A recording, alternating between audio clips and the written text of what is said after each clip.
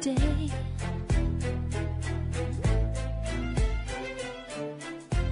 The Expansion Zone with Sonia Barrett. Everybody's talking about consciousness. Everybody wants that eternal kiss. Yeah, everyone's saying there's more than this. Everyone wants to follow their own bliss. Talking about one love, one blood, one light in everyone. One light, give each other. We are sisters and brothers. We sing Om Shanti. On the Expansion Zone, we examine life and our quest to understand who and what we are and of the vastness of human potentials. We explore the making of our world from quantum physics to parapsychology, health, sociology, and philosophy, along with practical living. You are reminded of the possibilities in creating personal change. So for an hour, we'll stimulate and expand the mind. Om Shanti, Shanti, Shanti, Shanti. See the world. Let's do it together. Shanti, Shanti, Shanti. It's time to wake up. Shanti, Shanti, to a brighter day. Realize that Shanti, Shanti. Love is a way. Shanti, Shanti, Shanti, Shanti. Well, welcome once again to the Expansion Zone with Sonia Barrett. I'm, of course, your host, Sonia Barrett. And, of course, thanks for tuning in on this Monday. And thanks to Donna Delory for our theme song, Be the Change. This is so appropriate at this time. Well, we are, without a doubt, walking in uncharted territory at this moment. We are experiencing conditions that we have only read about in history books. And I think despite that, we must keep in mind the relentless machine that continues to generate fear.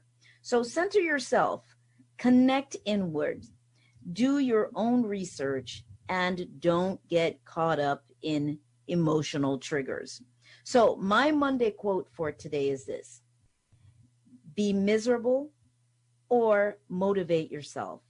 Whatever has to be done, it's always your choice. And that's a quote from Dr. Wayne Dyer, actually. And I think that's so true, because even when we feel as if we don't really have a choice, there are some aspects there, some parts there where we do have a choice. And so we need to recognize that and pull ourselves back in from, from the triggers. Well, today we've got one of my favorite guests, Peter Moon, who his new book is Ron Hubbard the Tao of Insanity. That's his new book, so I'm looking forward to chatting with him about that. And just a few lines here in terms of the description of the book. The Tao of Insanity delves deeply into the occult underpinnings of this man and his mission to reveal deeper insights into the matrix that he opened in, that he operated in, that put him at the center of so much intrigue that surrounded key players in the military-industrial complex, such as Robert Heinlein, Jack Parsons, and Marjorie Cameron. So, because there's a lot to talk about, I want to get right to it, but let me also give you a little bit of background on Peter Moon, make it short. Peter Moon is primarily known for his investigation of space-time projects. These concern projects in the past, present, and future that control both time and perception of time. This began in 1990 when Peter met scientist Preston Nichols, one of the world's foremost experts in the world on electromagnetic phenomenon, who had been involved in strange experiments at the Montauk Air Force Station on Long Island, which included the manipulation of time. Their collaboration in writing the Montauk Project, Experiments in Time, and its subsequent sequels have now reached legendary proportions. Preston passed away in October of 2018. So Peter Moon has since then written so many books, and we've done quite a number of interviews over the years. His latest book, of course, is Ron Hubbard, The Tao of Insanity. So, Peter, welcome back to the Expansion Zone. Good to have you here. Thank you, Sonia. It's great to be here. Peter, where do we begin? There's so much here, and over the years, we've actually done some interviews some time back from a different angle, obviously, of Scientology. I don't so much focus on L. Ron Hubbard, so this is really great. Let me ask you this. What prompted you to begin this, and how long did it take you to actually put this all together? Well, I've been writing several books simultaneously for about 4 years or so, and I've never done that before. I used to, spend a year writing a book and doing one at a time, and now because I put up the Time Travel Education Center, and I have different, people can get access. They can read books as I write them. So this one has, and then I post a chapter and I post it, and I get feedback as I do that. So anyway, this one had been brewing for quite a few years, and I really didn't, I wrote my book, the Montauk Book of the Dead, which went into great details of my own personal life, and it involved, the majority of it involved Scientology. And the reason I wrote about it, it was a subject I'd mentioned before in other books and the connection I had with L. Ron Hubbard, but I felt due to circumstances, I needed to write that story for my audience. It was not written for to benefit Scientology or to benefit anti-Scientology or to benefit anybody but my readership, so they would understand all how integral that was to all of the things I've been able to discover and figure out with regards to space-time and space-time projects. So this book, however, there was more that needed to be addressed, because the subject has not only come up in news media in a big way, as I say in the beginning of the introduction, people can't get enough of this subject. They can't get enough. Most of it is oriented around scandal, and much of the scandal is accurate. But that's not what this book is about. L. Ron Hubbard was a very unusual and remarkable, and also an intelligent man who certainly had his flaws, but he created an impact on society, and he created an impact on those around him, which was very profound. So, whether one likes him or doesn't like him, agrees or disagrees, he was a major mover and shaker. And this applied to the occult realm. The occult realm, which is what this book is about. It goes into the underpinnings of the occult factors involved with this man and with Scientology itself. So this is to give people a broader understanding. I will also tell you that the feedback I've had on this book is very small. However, the few feedback I've had, oh, this is good, I thought it was something different, it was positive feedback, but most people, it just hits a blank wall. And that's not to say that they're not interested in the material, because it is interesting. It's going to interest anybody who's interested in this topic, but it just, it's a different angle. It goes into territories of the human mind that people are not used to thinking with. It's much easier to tackle the current conspiracy of today, which is called the coronavirus. It's much easier to tackle that subject than it is what I'm writing about in terms of, the familiarity and all of that. And I think it's important, this angle that you're taking, because, what was going on in this person's mind. And I think we we can't help but to acknowledge there had to be some kind of brilliance here. This man created an organization that is massive, worldwide, pulling in folks from all walks of life. There had to be some level of intelligence here. But at the same time, so where should we begin in terms of your introduction then to the first chapter, who he is? The first chapter. Okay, I great. begin with the first chapter because it is emblematic of this this title, L. Ron Hubbard, the Tao of Insanity. And I will just say that the Tao is a ancient Chinese word which is defined in at least two ways. The common vernacular would be called the way. Tao equals the way, which the way can mean anything, but the more refined definition or accurate definition, the Tao is a word which cannot be described or encapsulated in a word. It is defineless. It is that aspect of life which is not definable in human words. So when you've defined it, you've defiled it. Mm-hmm. So it's interesting because we're saying insanity, and we'll go into the definition of that. But when you talk about the Tao of insanity, it's something, the Tao of insanity is something you can't really define. It's unfathomable. It's the unfathomable aspects of insanity. So we will go into the definition of insanity, which is chapter 3 in the book. But it starts off with chapter 1, which is called The Funny Farm. And The Funny Farm is based upon a story that I read online. There was this character, human being, Arnie Lerma. He belonged to Scientology at one point, and he was an actual member of the Sea Organization, which I was also a member of. And the Sea Organization was the elite corps of Scientologists who basically dedicated their lives, signed a billion-year contract to help service L. Ron Hubbard and Scientology. And Arnie was a member of this organization, and I remember meeting him many years ago.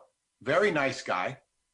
But anyway, as you know, life has its many different pathways. He ended up in a court of law with regard to the subject of L. Ron Hubbard and Scientology, because he released their confidential materials and put them online. It was a lawsuit he actually lost.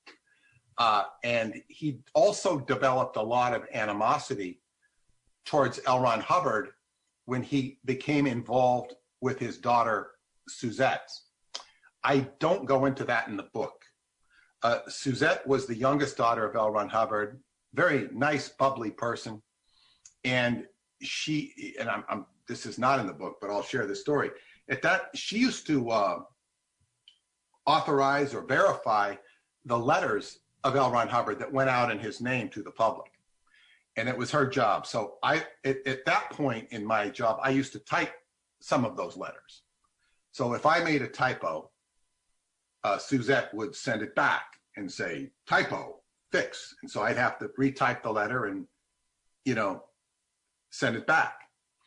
And she, at that time, and this is per what Arnie says, I haven't heard her side of it. He sent her a letter.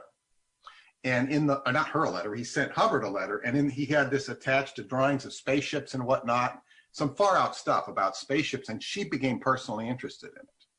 And what she did is she began to communicate with him based upon the letters she was sending to her father. And this was a major no-no.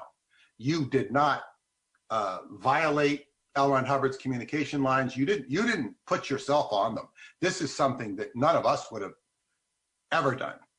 Okay, one person once did it sort of, and he got in a lot of trouble. He was stupid. But you don't do this. Now, because maybe she thought she was his daughter, that maybe she could get away with it, but she was intrigued by this character, and she developed a communication with him. By that time, he was out of the Sea Organization, and from what he said, a budding romance was developing between the two. And when you do that, if you were to engage in a romance with one of the Hubbard children, as a SEERG member, you're going to be scrutinized. You know, you may not be forbidden, but you're going to be scrutinized as hell. Like, who is this person getting involved with the Hubbard family? I was administratively very close to the Hubbard family because of where I worked, and I was very trusted. But you know your boundaries, and I never ever had the inclination to, to cross those lines. And that's one of the reasons I was as successful as I was. I just did my job, and it was a very interesting experience. But anyway, so I don't remember the details, but apparently Hubbard came down like gangbusters on this guy, and with the full, thrust of the organization. And he was, very much a persona non grata. And his whole relationship with Scientology was compromised at that point, something that he actually liked and enjoyed at one point in his life. And then he became very, I guess, disaffected towards L. Ron Hubbard. And there's a reason I'm mentioning this. What I will say about his daughter, she was then taken off of that job. She was taken off of that job. And so all the letters were no longer going to her unit that she belonged to, and they were put in-house with the unit I belonged to. So it was all, she was now taken off of her father's communication lines on that aspect. So anyway, I mention this because the story I'm about to tell would make Arnie a hostile witness. If you're interviewing. It makes him a hostile witness. So that has to be taken in mind. But basically, I believe him. I believe him because I don't feel he had a motivation to lie, aside from the fact that he was a hostile witness, and that if he wanted to make up a story, he could have made up a better story. So what he said is that he was installing a sound system in Arlington, Virginia, at a restaurant. And the man who owned the restaurant basically appreciated Arnie. He was an electronics guy. He was sort of a mini Preston Nichols in that respect. I think he would have gotten a big kick out of Preston if he would have ever met him or ever heard of my work, which there's no indication that he did, although he was very aware of aspects of psychotronics and government mind control. So he was not a slouch in that, but I don't think he ever, and he certainly didn't extract from Scientology what I did. He suffered a lot. And he suffered a lot of result is taking on not only Scientology, but L. Ron Hubbard. And anyway, he said that this man who heard about Arnie's wars with Scientology, because they were surfacing on the internet, maybe even in the press, he said that his father, this man who he helps, his father was a bigwig at George Washington University. He was the president of the George Washington University. Now, George Washington University is where L. Ron Hubbard went to school. He studied at least 2 years there. He did not graduate. And why he didn't graduate is interesting. But anyway, he never finished. But anyway, he said that the president, he says, I want to tell you a story that my father told me. And the president of George Washington University is having a professor over for dinner. And he's a psychologist, and Arnie doesn't remember his name. He remembers his name as Marcel, but he doesn't really know. He says, so basically what happens is this professor of psychology says that he has, they're talking, he says he has a real problem with one of his students. He says there was this student who was missing, and his name happened to be L. Ron Hubbard. So he tried to find out what happened with him, and he found him in the asylum at St. Elizabeth's, which was a nearby mental hospital. And he said that L. Ron Hubbard was in a straitjacket claiming he was Jesus Christ. Now, I said, this is a remarkable story. Okay. And the story gets more interesting as I began to look into it. I said, well, was Hubbard really that off the wall? Number one, I didn't think so, but I investigated it as best I could, because maybe this explained why Hubbard was so anti-electric shock therapy. He was very anti-electric shock. Maybe they shocked him, maybe they messed with him, and maybe that added to his whoever he was as his personality, because he hated shock treatment with a passion. And everybody should hate shock treatment, but his passion was vehement. So I said, maybe, when somebody is super vehement, maybe there's something behind that. So I looked into that, and I found that shock treatment was not brought onto the public scene until after L. Ron Hubbard and his mentors had left George Washington University. His mentors was a man named Commander Thompson, John Cheeseman Thompson, known as Snake Thompson. And Snake Thompson was part of the Office of Naval Intelligence. He served as a spy in pre-World War I Japan with a man named Consuelo Andrew Cione, a in-law of L. Ron Hubbard's family. Cione was a deep operative in ONI, Office of Naval Intelligence. Thompson was later sent to Vienna by the US Navy to study psychoanalysis under Sigmund Freud. And it was Thompson who encouraged Hubbard as a young man to study the human mind. So he is being mentored by somebody who was in the Office of Naval Intelligence, who was a spy and who was a medical doctor and a psychiatrist. Now, what's interesting about Thompson is back in the 80s, the Scientologists and the anti-Scientologists would have rhetorical arguments about Commander Thompson. They say he didn't exist. The anti-Scientologists, they made him up. They made him up. And there's no record of this person. And they just argue vehemently. And then the Scientologists would come back and say, well, we have a phone book of where he used to live, and we found somebody who remembered him. We verified his existence. It was a BS story. I mean, it doesn't mean anything. They made that story up as far as I'm concerned. So both sides would argue. Well, in the eventuality of the internet, it came out that this person was not only a very real person, he was the founder of the San Diego Zoo. So but the point of it here is how vehemently people will get upset or vehement about the subject of L. Ron Hubbard. So what? Yeah. People still get ignited.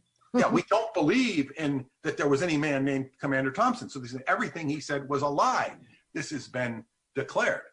Well, what's more interesting than what L. Ron Hubbard has said that might be in dispute, if not outright incorrect, about what things he did say. In other words, he might have said things that were not accurate, that could be classified as a lie, are the things that haven't been said about it and the areas that people haven't looked into. So when I say the response is this dead gray matter I hit in people's heads, I'm going into areas where people don't look. And to the degree they do look, more often than not, they don't understand.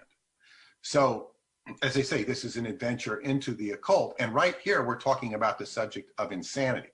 And so this story gets a little more interesting as I looked into his early years.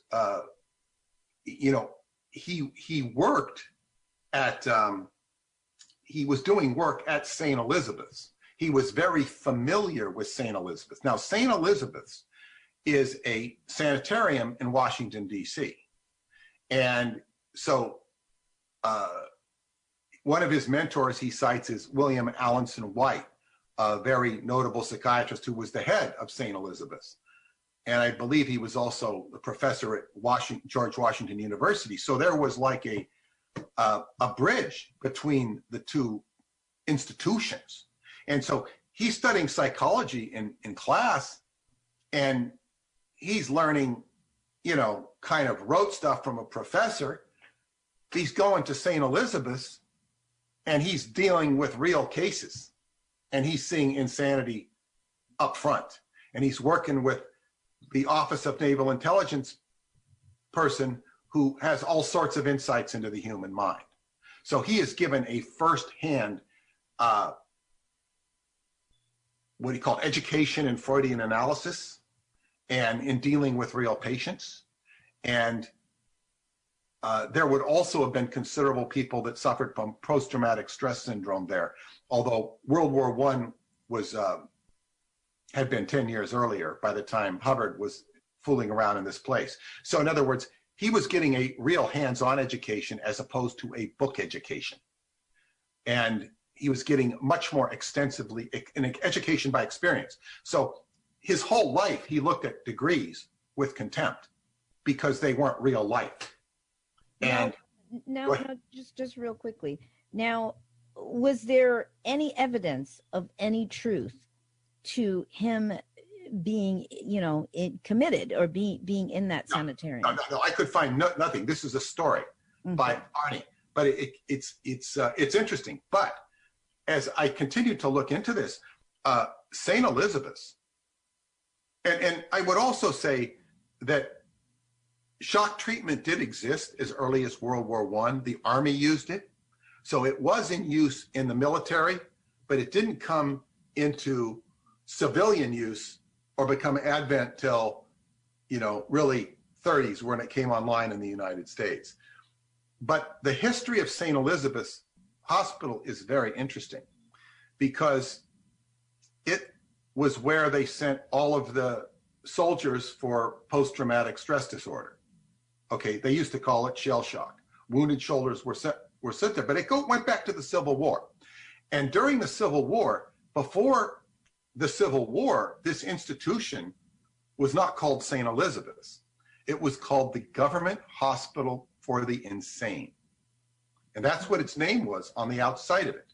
Now, wounded soldiers from the Civil War, they had no place to be hospitalized. Now, you got to keep in mind, Washington, D.C. was right on the border of the Civil War, being right next to Virginia, which was a Confederate state.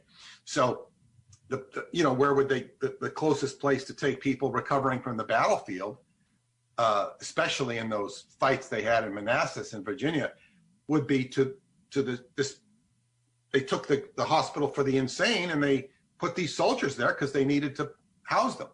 So the soldiers would write letters to their relatives, and they did not like putting on the return address, the Government Hospital for the Insane. So they began to colloquially refer to it as St. Elizabeth's.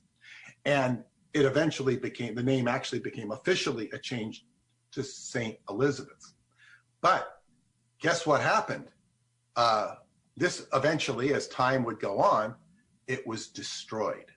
The hospital? I mean, the hospital was destroyed because it came out, and guess what they put in its stead? What? The new building. The Department of Homeland Security. Oh my goodness. It is funny. The Department of Homeland Security is now on the grounds where the Government Hospital for the Insane was. Wow. So that's how the book kind of starts, and I go into more details about various and sundry things. St. Elizabeth's was eventually taken over after Hubbard's mentor left. It was taken over by Dr. Winfried Overholser. And that is when shock treatment became prevalent, if not the order of the day. William Alanson White never would have allowed it. So what happened is that the shock therapy and lobotomy was now happening, and Overholser spoke fluent German, and eventually became a part of the Office of Strategic Services when Wild Bill Donovan enlisted his support for studying Nazi methods of interrogation through drugs. in particular mescaline. And Hubbard was the first person that I know about, and certainly most other people know about, to expose the operation of what was called the Truth Drug Committee. And he wrote about something in 1951 called pain drug hypnosis, whereby a subject would be induced with pain and drugs to influence their behavior. So Hubbard was exposing this very early in his Dianetics and Scientology career.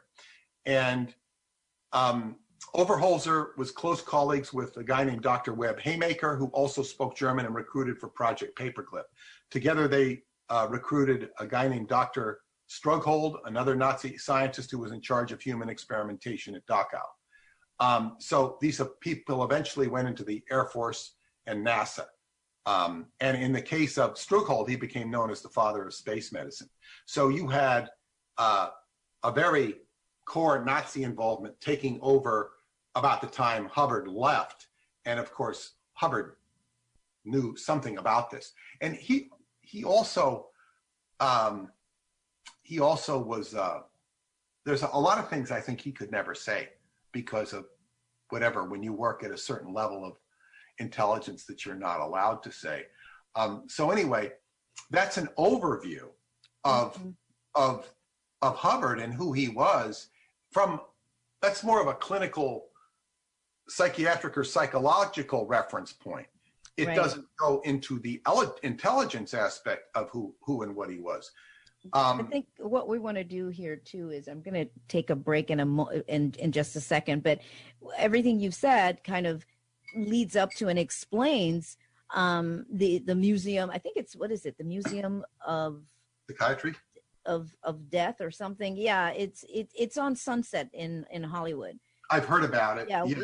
it's a very interesting. I mean, if anybody's in Los Angeles, you go in there and everything that you're saying, I mean, they really are opposed to psychiatry and pharmaceuticals, and their pictures of people like Marilyn Monroe and all these people that have undergone shock treatment, and just a whole lot.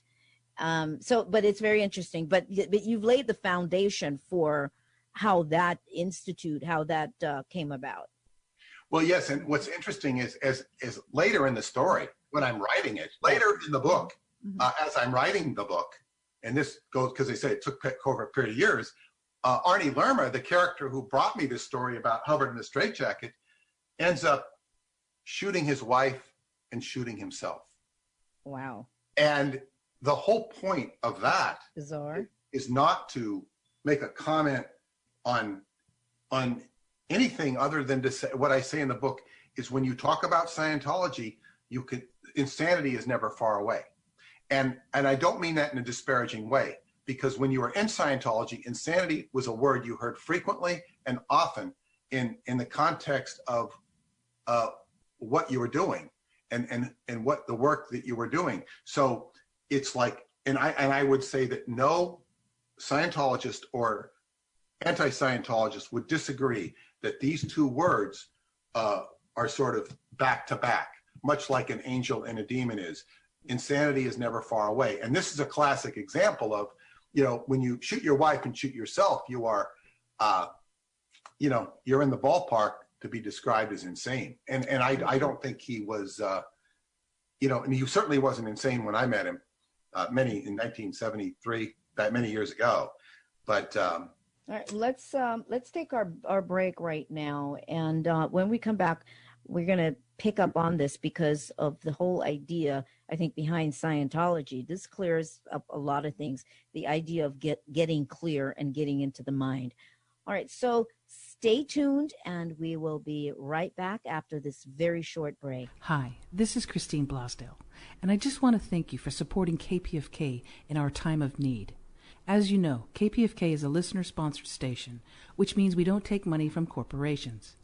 That's exactly why we need your support right now. Please consider becoming a KPFK Sustainers Circle member and pledge $10, $20, or a larger amount per month, whatever works for you. We want to keep the programs that mean the most to you on air, but we can't do it alone. So please go to kpfk.org/pledge and donate what you can. That's kpfk.org/pledge. From all of us at KPFK, thank you, thank you, thank you. And we are back. And of course, you're tuned in to KPFK 90.7 FM in Southern California. And you're listening to The Expansion Zone with Sonia Barrett. Of course, that's me, your host. And my guest today is Peter Moon. And we are discussing his new book, Ron Hubbard, The Tao of Insanity. And so, Peter, what I said right before the break, does that make sense? It's the whole structure of Scientology of getting people, I guess, clear and people getting into their own minds and, clearing all of the things that would be considered things that would make one not sane or be disconnected from certain truths. Well, Scientology has many definitions of clear, and one would be, the most common one would probably be to be relieved or discharged of one's aberrations and one's deviations, where they deviate from a straight line. And perhaps the most workable definition, which is also, people didn't understand this too clearly, in my opinion, is it's all about being able to take full responsibility for yourself. And that's the real core. And that's a meaningful definition, because people would attribute like, well, if it says here in the book, if I go clear, I can remember everything I used to remember, but I can't remember it, so therefore I'm not clear. Well, just be responsible for yourself. And that's really all you can do. But isn't that what leads? I mean, I'm just kind of looking at it on, I guess, a bigger level as well. Isn't the idea of taking responsibility for oneself supposed to make one more grounded than, per se, according to where they're coming from, more grounded than, and more grounded you are, obviously, the more sane you should be. Well, yes, and the key word about responsibility is often confused with the idea of taking care of things. Material responsibility. Well, taking care of things. And responsibility is the word is very tied up in the basic of the word, which is response. You've got to be able to respond to something. So if how you respond.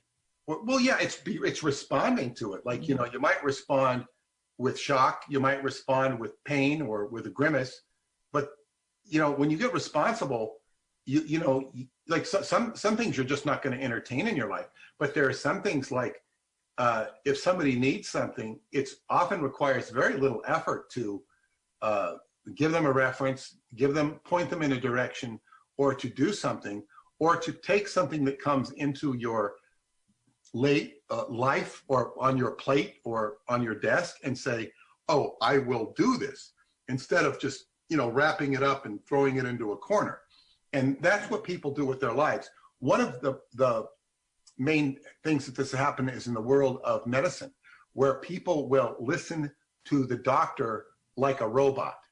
And the doctor is not necessarily, and doctors will complain about this, particularly acupuncturists and holistic doctors, where the person is not doing anything to alleviate their symptoms on their own, like exercise. They won't do the exercise programs that the doctor tells them. So in other words, the person has to be responsible for their own condition. That doesn't mean to say that a medication can't help them in a certain, exacerbated situation, but the person has to be responsible and respond to the ebbs and flows of his environment. It's just like a cook who feels too much heat and he doesn't turn down the heat and he burns the dish. Right. So you have to be responding appropriately to that which is going on in your environment. And sometimes responding properly might be not dealing with it. Right. Yeah. Either way, there's response involved. Now, Peter, with everything that you've said, now we're looking at just mass amounts of people that have gravitated to this organization.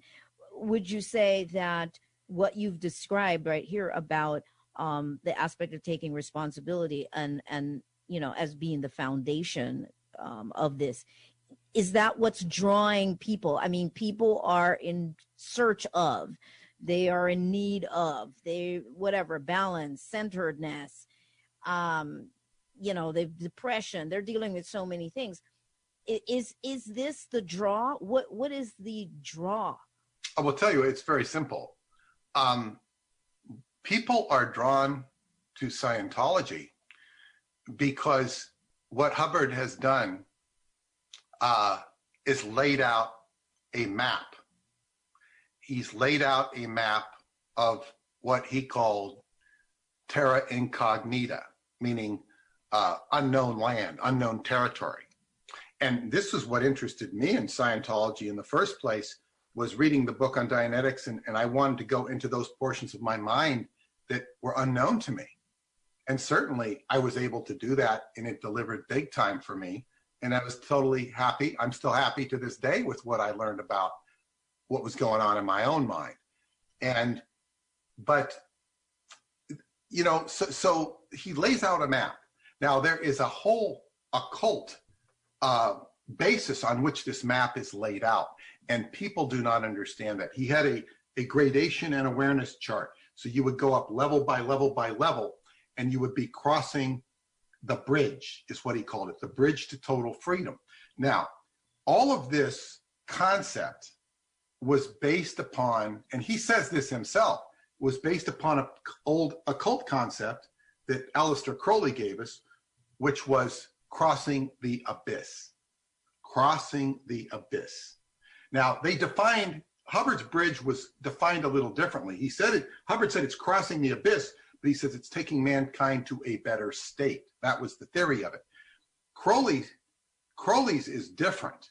He's talking about crossing the abyss and, entering the city of the pyramids. And the way you enter the city of the pyramids, when you go across the abyss, you're going to encounter this demon, Karanzan. And Karanzan is like going to do everything he can to stop you. So that there are two different, it's the adversary. There are two different mindsets behind this, but the abyss, what's important here is what's in the abyss. The abyss is basically the garbage bin of evolution, and everything that didn't work, whether it be the DNA of dinosaurs, giants, whatever existed in the DNA spectrum that didn't work, and all the energies associated with it are in something called the abyss. It's a scrap heap. It's garbage bin. The problem with the abyss is that although it's not living in human DNA, it tries to permeate. It tries to get up.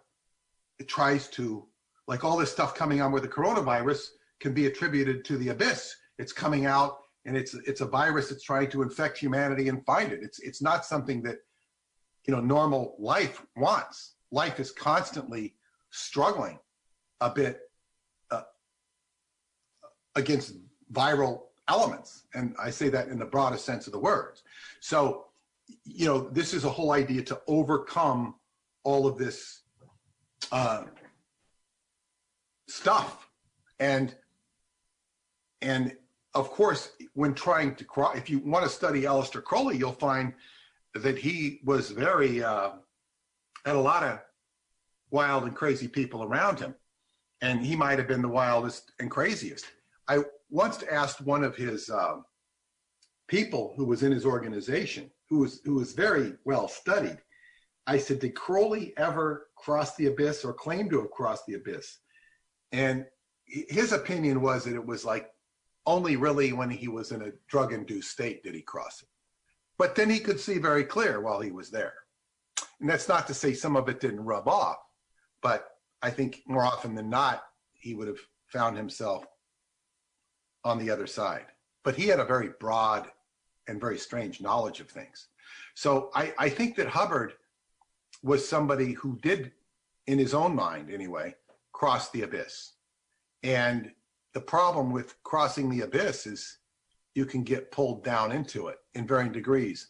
Much like that scene in The Lord of the Rings, when Gandalf, the wizard, is calling the hobbits across to escape this horrible creature called the Balrog.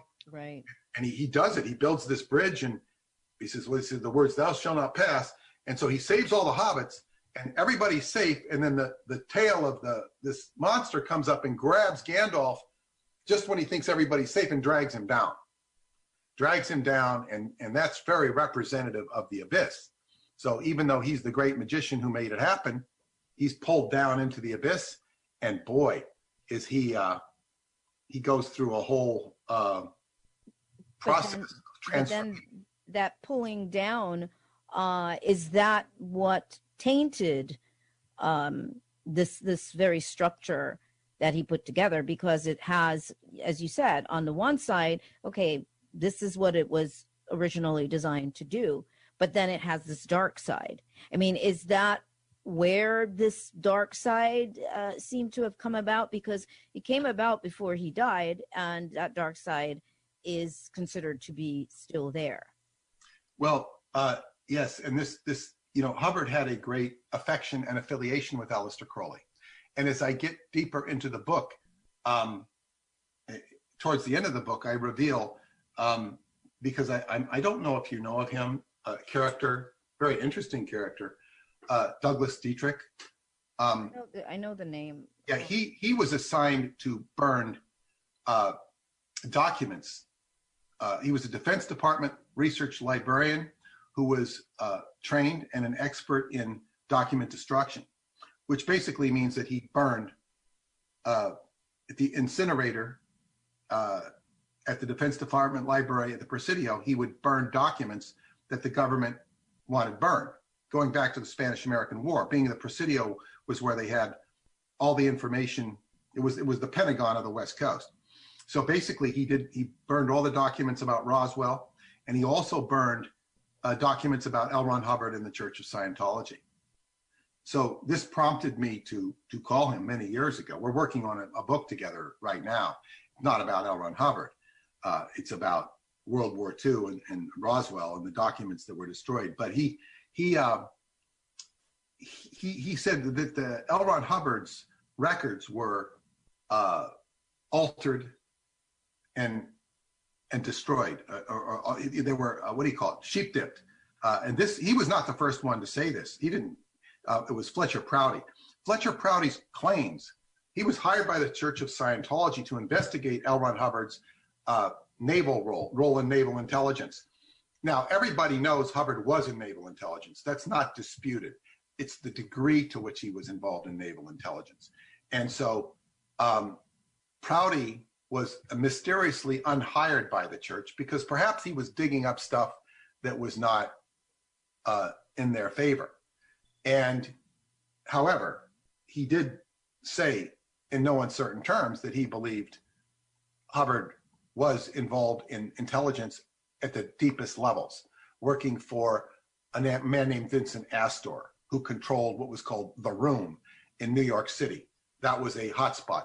Vincent Astor worked directly under FDR, and FDR eventually put Vincent Astor under the umbrella of naval intelligence because Vincent Astor was his old friend from back in the days, early days, and he used to use Vincent Astor's pool because they were neighbors to, work his legs in when he had polio. So they were very close. So Hubbard was, according to Prouty, worked for Astor. Now, but here's Dietrich coming along, separate from Fletcher Prouty, completely and utterly separate, and saying that, yes, Hubbard was. And he has no axe to grind for Hubbard. He was not hired by the Church of Scientology. He doesn't like the Church of Scientology, if I may speak for him.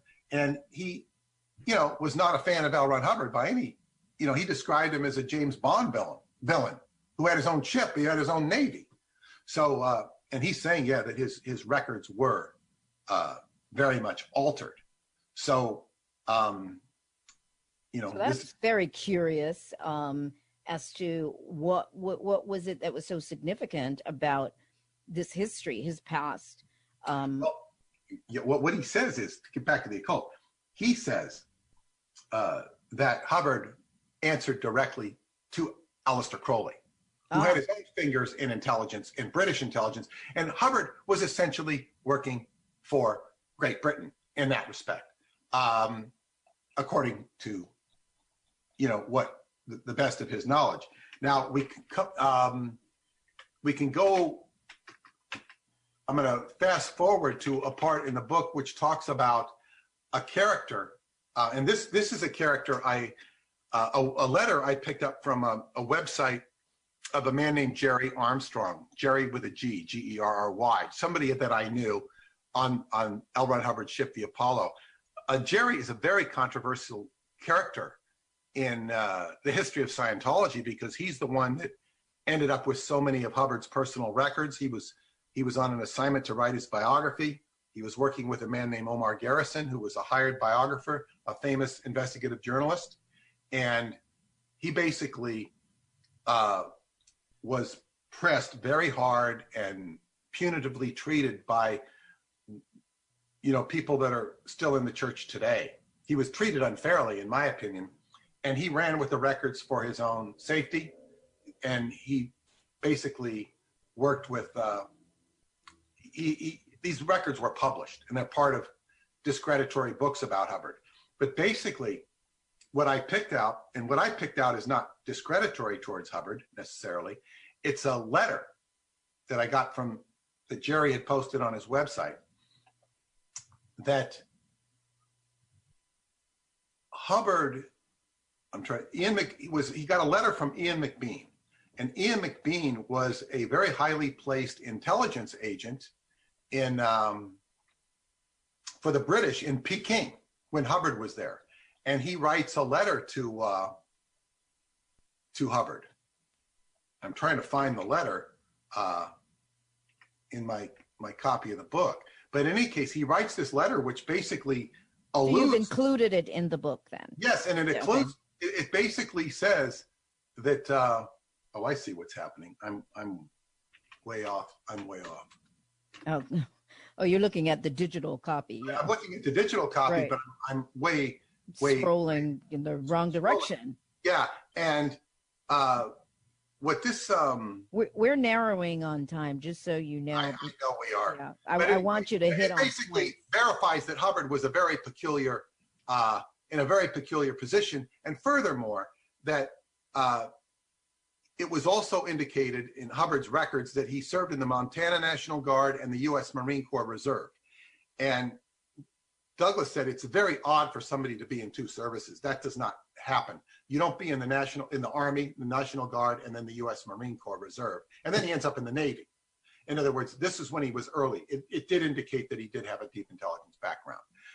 We can go on. We won't stick there anymore if we have a limited amount of time. So. But at the same time, everything that you're saying, it really makes clear the foundation, how deep, I should say, the foundation goes upon which Scientology is really built, because we can't escape that. I think with any organization, anything that is built, it carries the background and the knowledge, hidden or not, of the founder, of the person that actually put this together. So I think it just seems like there's just so much more here. There is, and this is the whole point. And if you, because later he identifies Crowley as his friend, but people think that that's just him saying that. Douglas, by separate reference, is saying that he worked for him, and maybe he did, maybe he didn't, but he certainly identified deeply with this stuff. And I go into deeper aspects of that in the book. This is just sort of a, light rendering. Right, summary. I mean, this is a very interesting read. Anybody who is truly interested in just hearing more, finding more. And I think just the idea of the brilliance of this person, regardless of whether we like him or not, it's he created this massive organization. And we have about a minute left, and every time I talk to you, we need to do 2 parts. There's just no way of getting around it. But we're there. We have about a minute left, and that's it. Well, so I will be happy to do another part with you, and we can go into some other aspects, because we basically covered a couple of chapters or so. And people who want my books can go to skybooks.usa.com, and we can go into, and this was an interesting history. Yeah, it's an interesting history for a man that has been gone, but he lives on. This organization is standing up regardless of all the shaking, the earthquake that's been going on with people coming out and really exposing some things. People are still signing up.